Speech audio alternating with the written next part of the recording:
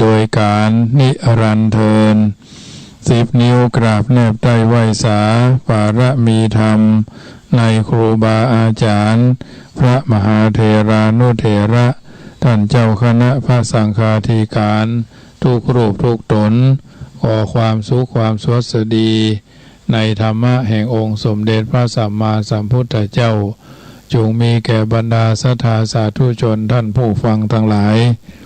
ที่มีโอกาสเปิดเครื่องรับฟังรายการเสียงธรรมก่อนรับตาตั้งสถานีวิทยุเพื่อการศึกษาพระพุทธศาสนาและวัฒนธรรม FM ความถี่อัตมภาพพระมหาประสิทธธรรมาภินันโทเจ้าอาวาสวัดช่างคำตำบลมะกอกอำเภอป่าซางจังหวัดลำพูนได้น้อมนำเอารายการนี้มามาจ๋ามาถาพิบายเพิ่มเติมเสริมต่อฉลองภาษาทศรัทธาญาติโยมสาธุชนได้ยินได้ฟังได้น้อมนำไปเป็นเครื่องพินิจพิจารณาแห่งเฮาท่านประธานนำมาจากจังหวัดชลบุรีน้อมมาถวายณที่ทำกลางสงฆ์ที่อยู่ทนไตรมาสในอาวาสวัดจังคำได้จตุปัจจัยก็จำนวน523,000 กว่าบาท 5,000 กว่าบาทเนาะก็ได้ถวายพระเจ้าประสงค์ใจจ่ายค่าหั่นค่านี่จิปาถะเหลือจตุปัจจัยในการที่เข้าบัญชีของวัดไป550,000 กว่าบาทอันนี้จึงประกาศอนุโมทนากับสาธุชนที่มาร่วมกินร่วมทานอย่างเช่นโยมแม่ครูเหรียญทองโยมพ่ออ้ายโยมแม่แก้วลูนอันนี้มาจากอำเภอแม่ริมบ้านสันโป่งโยมแม่คุณแม่บุญนำทองเรื่มนะบ้านแม่ขานตำบลแม่สาบอำเภอสะเมิงป่าลูกเต้าเหล่าหลานมาทำบุญได้จตุปัจจัย4,000 กว่าบาทเนาะถึงผ้าไตรผ้าหยังสำหรับเจ้าภาพเจ้าศรัทธาที่เป็นเจ้าของผ้าไตรทุกท่านก็ได้ถวายพระเจ้าประสงค์ไปพิธีเสร็จสัดเรียบร้อยคนละไตเนอะไตร สามเณรก็คนโยมพี่ยุพินนาประดิษฐ์ช่วงนี้เพิ่นไปปฏิบัติธรรมที่วัดพระธาตุดอยสุเทพช่วงระยะเวลาที่ท่านทั้งหลายได้กระทำบำเพ็ญบารมีให้กับตัวเก่าสร้างสมบารมีเป็นปฏิการะตอบบุญแทนคุณเขาน้ำแก่บุรพชนของญาติโยมสาธุชนก็ขออนุโมทนาเพราะฉะนั้นทุกสิ่งทุกอย่างผ่านไปด้วยดีวันนี้กฐินวัดจังกำก็ผ่านไปแล้ววันพรุ่งนี้กฐินวัดสำนักปฏิบัติธรรมหลวงพ่อโชคยันใจบ้านป่ามุนก็คุณโยมแม่วันนาเป็นต้นเป็นประธานเปรมสิริกุลเนาะจากจังหวัดสุพรรณบุรีจะได้นำมาถวายหน้าที่ทำข้างสงฆ์ณวัดสำนักปฏิบัติธรรมหลวงพ่อโชคใหญ่ทันใจอันนี้ก็ถือว่าเป็นสิ่งที่จะได้ไปร่วมกันอนุโมทนาวันพรุ่งนี้บ่เท่าแต่นั้นวันที่12งานทำบุญเทศธรรมมหาชาติวัดบ้านไร่พัฒนาหนองผำตำบลดอยหล่ออำเภอดอยหล่อจังหวัดเชียงใหม่วันที่23งานทำบุญทอดผ้าป่าขึ้น96ณขวงพญามังลายที่ครบรอบ781 ปีก็จะมีในวันที่23วันที่23งานทำบุญทอดกฐินวัดล่องช้างพญาวันนะวัดล่องช้างพญาวันตำบลท่าตุ้มอำเภอป่าซางเขานี่แหละพอเท่าแต่นั้นวันที่25งานทำบุญถวายผ้ากฐินและวางศิลาฤกษ์เจดีย์วัดโพธิมงคลตำบลบ้านโฮงอำเภอบ้านโฮงเนาะอันนี้วัดโพธิมงคลบ้านโฮงก็จะได้กินตาลกันวันนั้นวันที่วัดม่อนห้วยแก้วก็มีทราบว่ากฐินโดยนะทุกสิ่งทุกอย่างก็ขอให้ได้ความสำเร็จ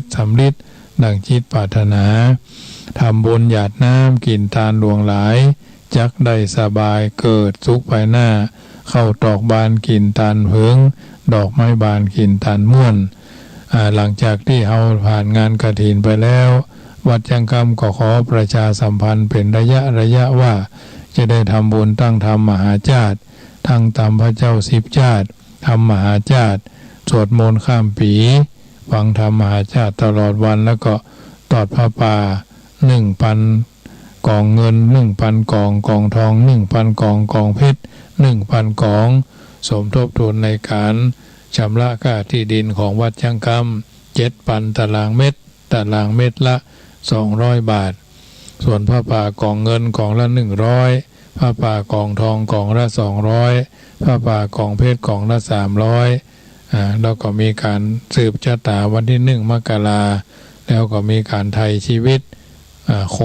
ก็คือปีฉลูวัวเนาะปีฉลูวัวจำนวน9 ตัวถ้าคิดเป็นตัวละ 20,000 บาทนะถ้าคิดเป็นตัวละเท่าใดก็แล้วแต่ญาติโยมจะกินจะทานจะมีการไถ่กันเกิดขึ้นในวันที่1 มกราคม 64อันนี้ก็แจ้งให้ญาติโยมได้ทราบมีโอกาสก็กินก็ทานด้วยกันเนอะบุญกินบุญทานที่ท่านทั้งหลายได้จะได้กระทำบำเพ็ญให้เป็นไปก็ขออนุโมทนากับทุกคนทุกท่านที่ได้ร่วมด้วยช่วยกันเป็นโดยดีตลอดมาเพราะฉะนั้นถือว่าเอาท่านทั้งหลายก็จะได้ร่วมด้วยช่วยกันในการทำบุญสุนทรทานในการทำบุญแล้วก็วันที่17 ตุลาเนอะงานทำบุญทอดกฐินวัดฝ่ายหินตำบลสุเทพซึ่งก็ญาติโยมสาธุชนไปกินไปทานกันได้เนอะซึ่งก็ทางเวลา 13 นาฬิกาขบวนแห่กฐินและบริวารจากทุกคณะและสถาบันสำนักงานส่วนต่างๆพร้อมบริเวณหน้าศาลาธรรมมหาวิทยาลัยเชียงใหม่วันที่เวลา 13 นาฬิกา 30 นาทีขบวนกฐินขึ้นสู่วัดฝ่ายหินการแสดงของชมรมเพื่อนบ้านล้านนาสโมสรนักศึกษามหาวิทยาลัยเชียงใหม่ 15 นาที 14 นาฬิกาแห่องค์กฐินเข้าสู่วัดฝ่ายหินประธานในพิธีจุดธูปจุดเทียนบูชาพระรัตนตรัยไหว้พระสมทานเบญจศีลกล่าวคำถวายกฐินแด่พระสงฆ์น้อมผ้ากฐินถวายพระสงฆ์อภโลกกฐินถวายทายธรรมแด่พระสงฆ์โดยกรรมการสภามหาวิทยาลัยอธิการบดีรองอธิการบดีทั้งหลายแขนงแผนกพระสงฆ์อนุโมทนาเป็นลำดับทางนี้ทางนั้นญาติโยมก็มีโอกาสก็ไปกินไปทานกันเนอะที่วัดฝ่ายหินกำหนดวันที่17 ตุลาวัดฝ่ายหินตำบลสุเทพเพิ่นจะทอดกฐินเนอะในนามของพระเจ้าประสงค์ที่จัดรายการขึ้น104.50นี่ก็ขออนุโมทนากับท่านหลวงพ่อท่านพระครูสมุวิสุวัตรด้วยเนอะอันนี้ก็เป็นงานทำบุญของมหาวิทยาลัยเชียงใหม่เพิ่นทอดทุกปีญาติโยมสาธุชนที่อยู่ทางบ้านจะไปกินจะไปทานได้เพิ่นก็ได้ก็จึงขออนุโมทนาในกุศลเจตนาทุกครั้งเนาะกินทานที่ไหนเกิดขึ้นเราก็ไปกันเพราะฉะนั้นอาตมาภาพในนามของพระเจ้าประสงค์ก็จะอนุโมทนากับเพิ่นโดยวัดใดที่รับไปแล้วบางวัดที่บ่มีก็ขอให้ศรัทธาในหมู่บ้านนั้นๆปรึกษาหารือกันช่วยกันอนุเคราะห์สงเคราะห์ให้ศรัทธาประชาชนในหมู่บ้านมีส่วนร่วมมันเป็นเรื่องของผ้าเหมือนกับเฮาตานต้นเงินนี่แหละปัจจัยนี่เป็นเรื่องโดยมาเรื่องผ้าเป็นเรื่องนำแม้กระทั่งขบวนแห่ก็เหมือนกันเอาต้องมีขบวนผ้ากฐินเนาะขบวนแห่ผ้ากฐินทานอย่างพระเจ้าอยู่หัวเพิ่นเสด็จพระราชดำเนินถวายผ้าพระกฐินพระราชทานเนี่ยวัดอรุณราชวรารามวัดระฆังโคสิตารามวัดเบญจมบพิตรเนี่ยวัดสำคัญเพิ่นก็ไปกันวัดบวรนิเวศวัดราชบพิตรสถิตมหาสีมารามเนี่ยเป็นต้นค่ำคืนนี้ก็จะได้ในความสำคัญของความเมตตามีคำกล่าวบาลีเอาไว้ว่าเมตตัญจะสัพพโลกัสสมิงมานะสัมภาวะเยอปริมาณังเป็นต้นเพราะฉะนั้นถือว่าเป็นแนวปฏิบัติเพื่อเกิดความสบายอกสบายใจเพราะฉะนั้นถือว่าเมตตาแผ่เมตตาทำใจ รักษาศีลฟังเทศน์ฟังธรรมทำใจทำจิตทำใจแผ่เมตตาแผ่ความสุขคือแก่กันและกันโดยอ้างโดยอ้างคุณอ้างอานุภาพแห่งพระรัตนตรัยให้ช่วยบันดาลความสุขคือกันอ้างแบบนี้ก็เพราะว่าความเชื่อในพระรัตนตรัยว่ามีอานุภาพอย่างนั้นอย่างนี้ว่าความมีใจประกอบไปด้วยหวังสุขคือแก่คนอื่นโดยการแสดงออกช่วยบัตรส่งความสุขใหม่พ่องอันยังพ่องนี่แหละอันนี้เป็นการแสดงความมีน้ำใจเพราะนั้นพุทธบริษัทควรแผ่เมตตาไปในสรรพสัตว์ที่มีชีวิตอาตมาภาพเลี้ยงงัวก็แผ่เมตตาคืองัวเลี้ยงควายก็แผ่เมตตาคือควายเลี้ยงวอกก็แผ่เมตตาคือวอกเลี้ยงสุนัขหรือหมาก็แผ่เมตตาคือสุนัขหรือหมาบ่มีจำกัดจำนวนบ่มีประมาณดังพุทธภาษิต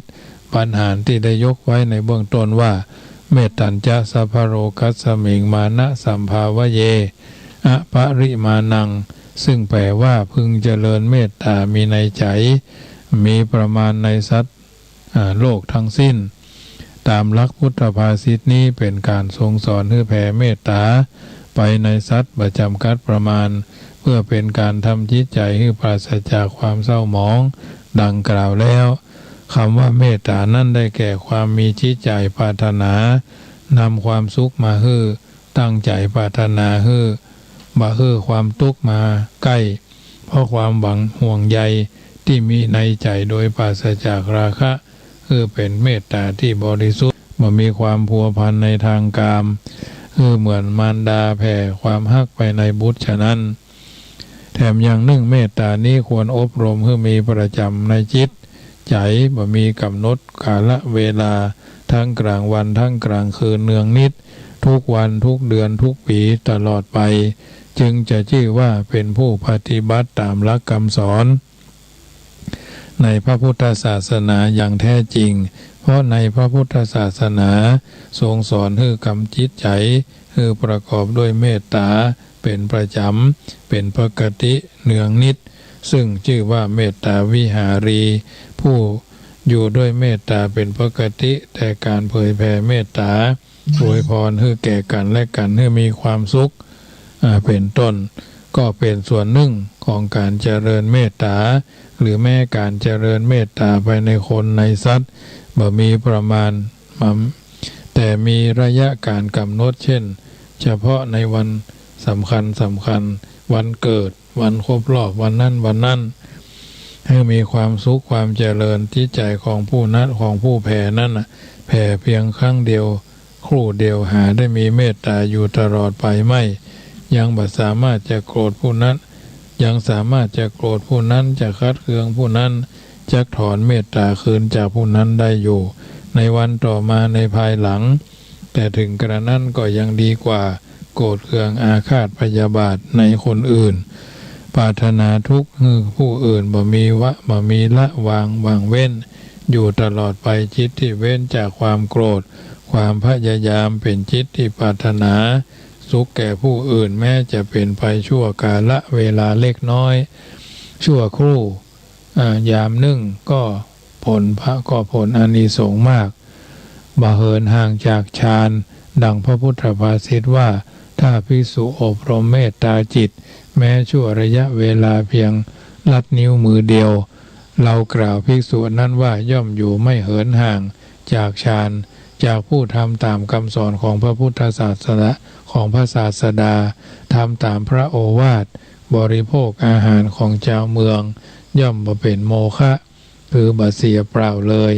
บ่ต้องกล่าวถึงภิกษุที่ทำให้มากเจริญมากซึ่งเมตตาจิตนั้นในพุทธภาษิตที่ตรัสว่าภิกษุเจริญเมตตาบ่ห่างจากฌานนั้นโดยความหมายก็คือเมื่อเมตตา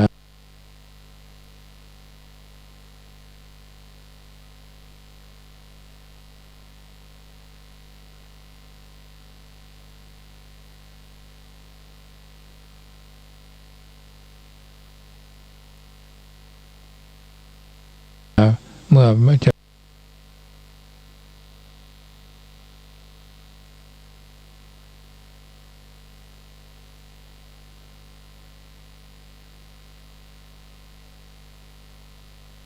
ที่มีอารมณ์ละเอียดบาอาจที่จะพยุงจิตถึงอัปปนาสมาธิแน่วได้แม้ในอานิสงส์แห่งเมตตาที่เจริญทำให้นักทำให้เป็นไปติดต่อแล้วย่อมมีอานิสงส์11ประการมีการรับเป็นสุขตื่นเป็นสุขเป็นต้นการแผ่เมตตานั้นกล่าวกันมาว่ามี2 อย่างแผ่โดยเจาะจงเรียกว่าโอทิสรณาแผ่โดยบ่เจาะจงเรียกว่าอโนทิสรณาท่านกล่าวว่าการแผ่โดยเจาะจงนี้มีกำลังแรงทำให้จิตแผ่ไปนั้นมีพลังมาก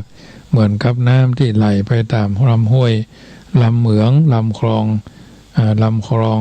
แคบย่อมมีกระแสแรงนั่นการแผ่ส่วนการแผ่ไปบ่เจาะจงนั่นมีกำลังเพลากว่าเหมือนกับน้ำที่มีปริมาณเท่าอันแต่ไหลพาไปในที่กว้างขวางเป็นต้นเจริญพร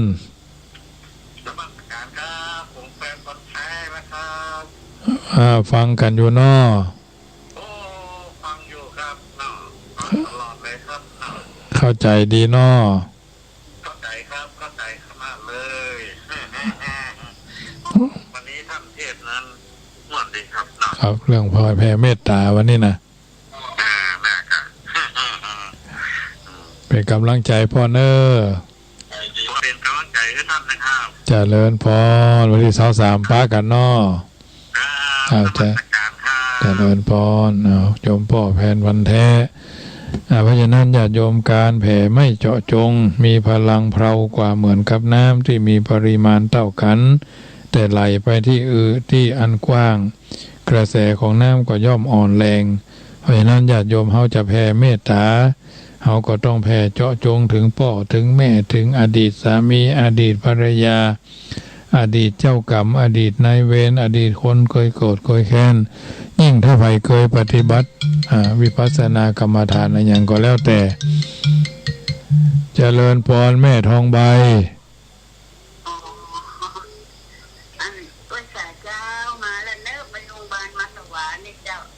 อาการดีขึ้นแล้วน้อเจ้าไปหลอกตานั่นแต่เดี๋ยวนี้ตาข้างเลี้ยวอยู่มันจะเปิดง่ายเป็นเดือนก็เจ้าฟังอยู่เจ้าเป็นกำลังใจไม่หายไวๆเนอะ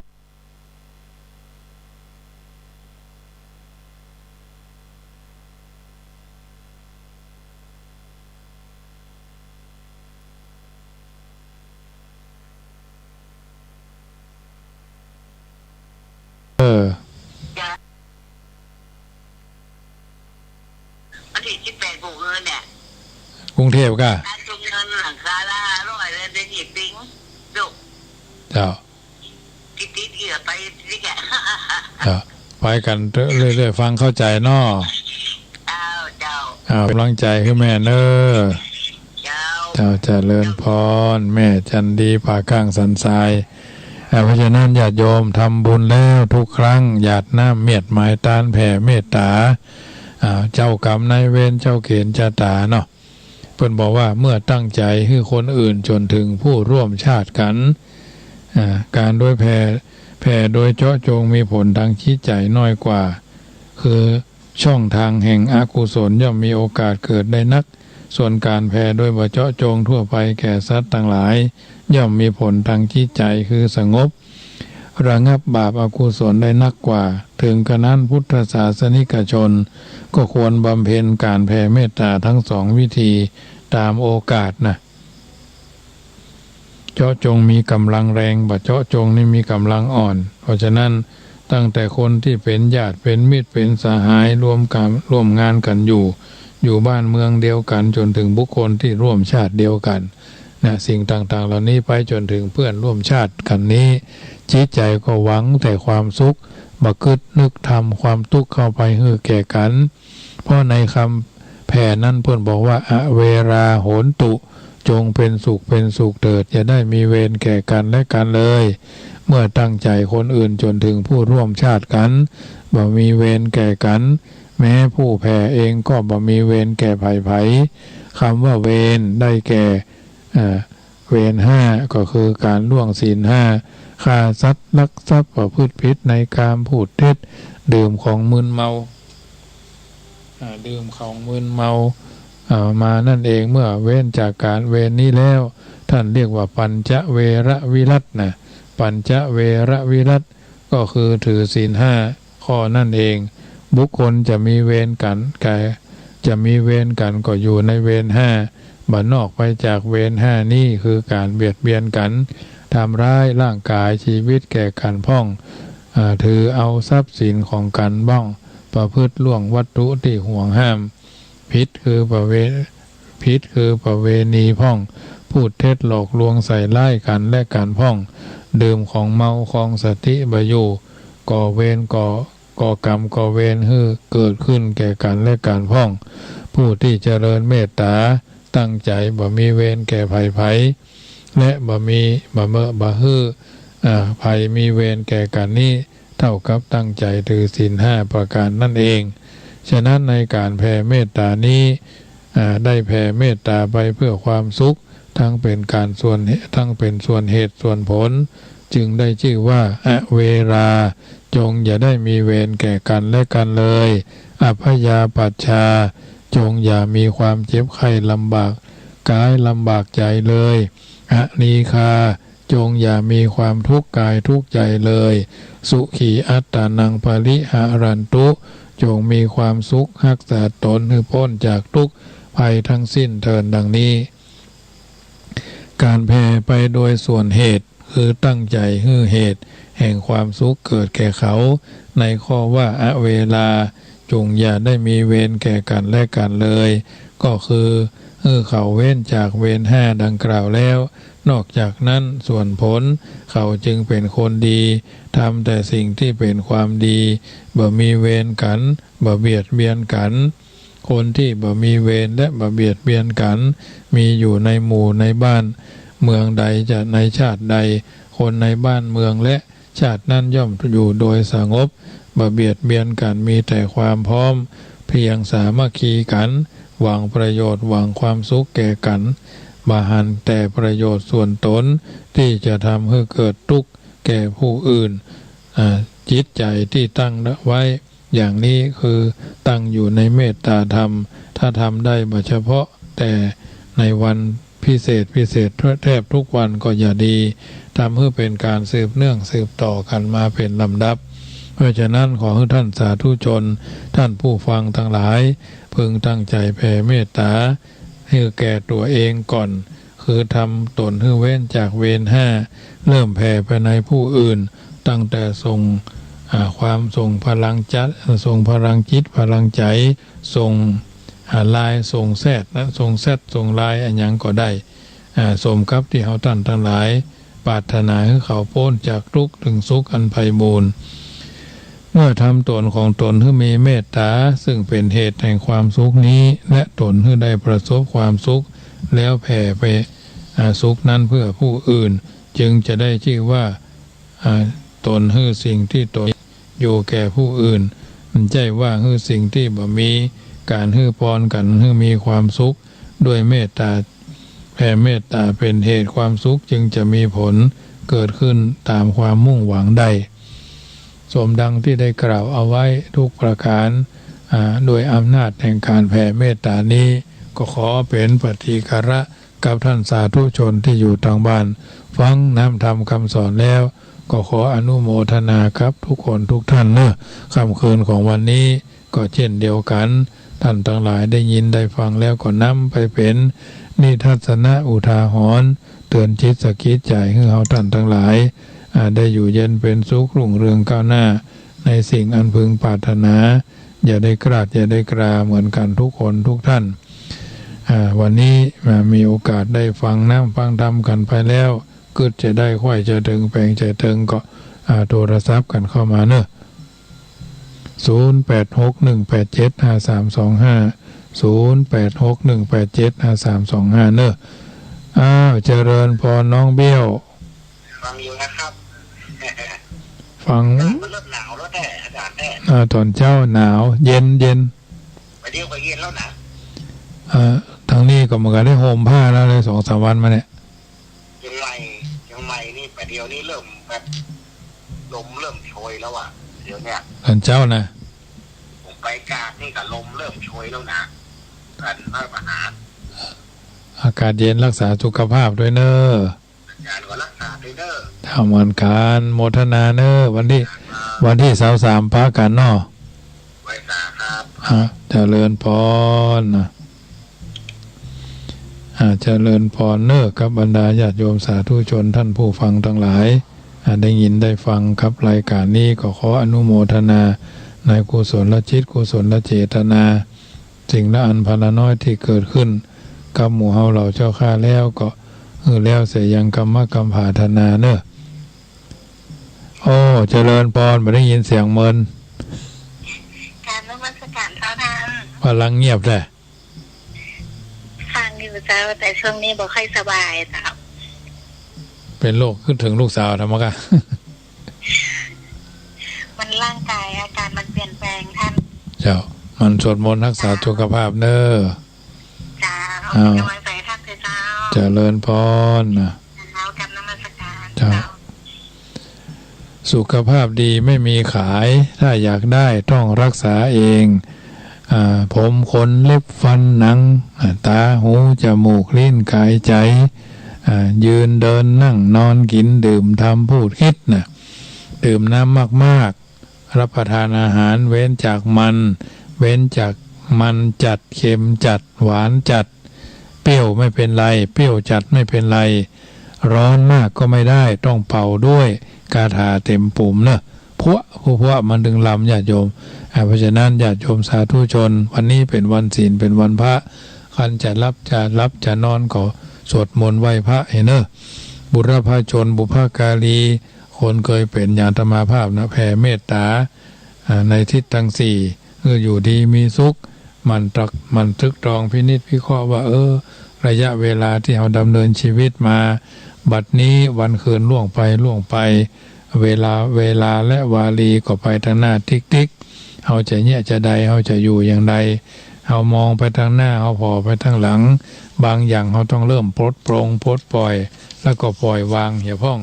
ถือไว้ก่อนนักปล่อยไว้ก็จะได้สบายปลอดโปร่งโล่งสบายถ้าเราบ่พดบ่โปร่งบ่ปล่อยก็มันก็ยังว่านะถือไว้ก่อนนักนะมันเป็นเรื่องที่ทุกคนทุกท่านจำเป็นที่จะต้องใส่ใจสนใจในเรื่องต่างๆเหล่านี้คือได้บรรดานักบัณฑิตนักปราชญ์ผู้รู้ต่างหลายเพิ่นก็พยายามแนะให้เฮาท่านทั้งหลายได้ฮู้จักธรรมนำให้เฮาท่านทั้งหลายได้ฮู้จักคิด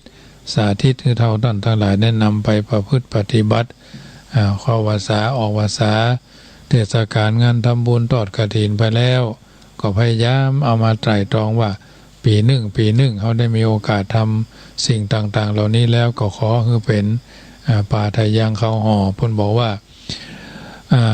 สังขารมนุษย์ที่พุทธเกิดอันขึ้นมาอยู่ในโลกนี้สืบพันวงศาจักพันลนานับบ่ได้คนเฮาทั้งหลายแต่ความตายอยู่ใกล้สังขาราธรรมนี้เล่าจักได้เขียนบอกมาแต่เข้าจากหนุ่มถึงเท่าแล้วราว10 ปีเฮานั้นอาบน้ำบ่อหนาวเป็นหนุ่มรุ่นราวบ่อหนาวบ่อไข้การได้20 ปีแม่สีดอกไส้เป็นหนุ่มสาวไปไม่ฮักเป็นเบาเป็นสาวยังบ่ใกล้นักกำลังนอบน้อมเมามาน30 ปีนั้นบ่อนายสงสารอยู่สุขสำราญเจยบานสู้หน้าก้อยฟังเตอะนายยิงใจโลกล่าเป็นธรรมดาแต่เก้า40เป็นนั้นนาเพิ่นจ่าแต่เล่าเป็นเก้าเป็นเงาเรื่องแหงเนี่ยการม่วนล่ำกำลังเข้มแข็งมีบ่ามีแหงแข็งแรงต่อต้าน50 ปีนะสาวด่าบ่ย่านบ่ได้ลำขน้องไทยสาวน้อยสาวจีมีมาไว้ใจสาวน้อยด่าได้ด่าไปว่าหยังจังเตอะบอกเกียดจังไผ่นิสัยคนไทยตึงชอบสาวน้อยเหมือนกำโบราณในสารข้าวซอยมาลองฟังกอยเอาไว้เขียนทำบรรยายความหมายนิสัยตามเรื่องเก่าขี้โบราณ 60 ปีเล่าเท่าตามสังขารเสียงไอเหมือนฟานโคขานฟางปากกว้าง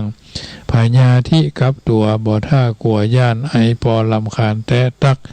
กะเดียวนั่งกะเดียวนอนเข่าอ่อนอิดนักเน็ดเหนือเน็ดหนาวเมื่อยไข้มีมา70 ปีนั่นเพิ่นท่านกล่าวจ๋าเป็นคนจะลายาขาดบ่ได้ยาขาดบ่ได้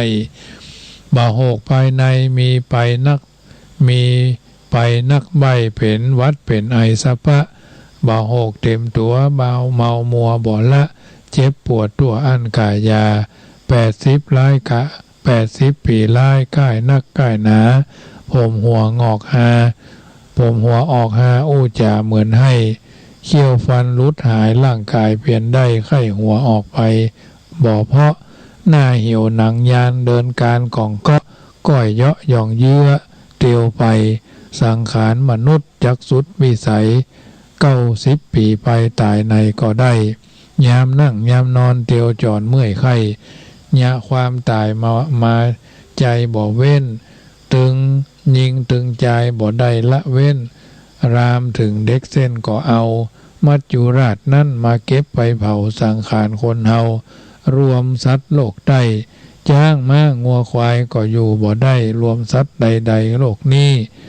อยู่ไปตามกรรมฟังกรรมกล่าวจี้ในบทข้าวนี้เนินนายคนเฮามนุษย์เกิดแก่เจ็บตายตึงหญิงตึงใจหลีกตึงบ่ได้จงทำความดีมีทิศตัวได้ยามเฮาตายไปแน่แต้เรื่องบาปเวรกรรมจักนำของแต้ไผบ่ช่วยแก้ไหนเลยทำดีเตอะครับกับรับกรรมเฉลยสังขารเราเฮาเลยตึงบ่เที่ยงมั่นขอจบก่อนสารนิทานบ่อสั้นสังขารธรรมเต้านี้ก่อนแนะนายเอ๋ยญาติโยมสาธุชนท่านผู้ฟังทั้งหลายรายการเสียงธรรมก่อนรับตาประจำค่ำคืนของวันเสาร์นี้อาตมาภาพพระมหาประสิทธมาภินันโทได้บรรยายธรรมะสาระอัตถธรรมคำสอนคือญาติโยมสาธุชนได้ยินได้ฟังแล้วก็ขอให้ท่านทั้งหลายจะเข้ารับเข้านอนในค่ำคืนนี้แผ่เมตตาพันทุกคนว่าก่อนท่านนอนหลับไปในคืนนี้